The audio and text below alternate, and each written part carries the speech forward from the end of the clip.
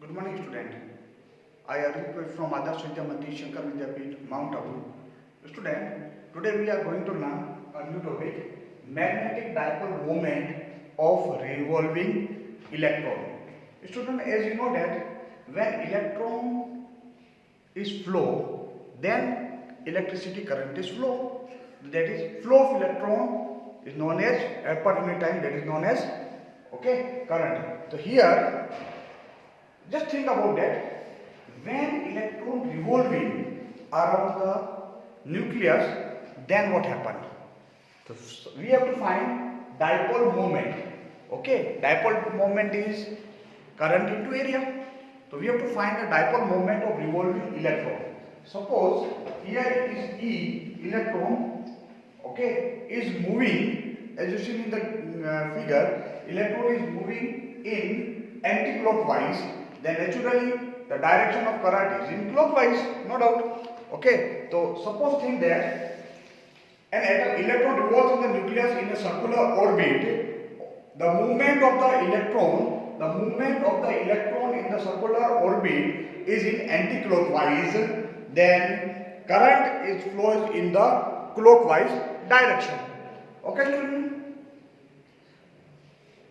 When current is flowing in clockwise direction and electron is flowing in anti-clockwise direction here, if electron revolves in anti-clockwise direction, then angular momentum, naturally angular momentum, that is N. Angular momentum equal to M Vr. We know that angular momentum of electron is M Vr. From this, what? We have to find the value of Vr. Vr equal to L upon M, where R is the radius of the circular orbit. Student, and M is the mass of the electron, and V is the velocity of the electron. Student, then what is the current flowing at that time? Current equal to I equal to Q by T, flow of charge per unit time. So here current equal to Q upon T. But here instead of Q, is the charge is electron. So that's why we are written I equal to E by T. T. That is the capital T. And what is the time period of the electron? Yes, student. Time equal to, that is the circumference of the orbit. Then T equal to 2 pi r upon V. T equal to 2 pi r upon V. 2 pi r is the circumference of the circle and V is the velocity of the circle. And just put the value of T in the equation this. So what we get? I equal to E upon 2 pi r upon V. That is the current. I equal to E.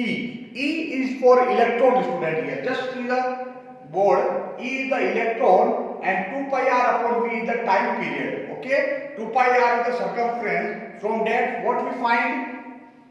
First we have to find the dipole moment. And we know that dipole moment equal to current into area. From this equation, from circle, we know the area of the circle, that is pi r square. But we don't know how much current flowing through in the circular orbit. So for finding the current, we are just finding equal to T equal to I equal to E by T, but we don't know the value of T. So T equal to 2 pi upon V.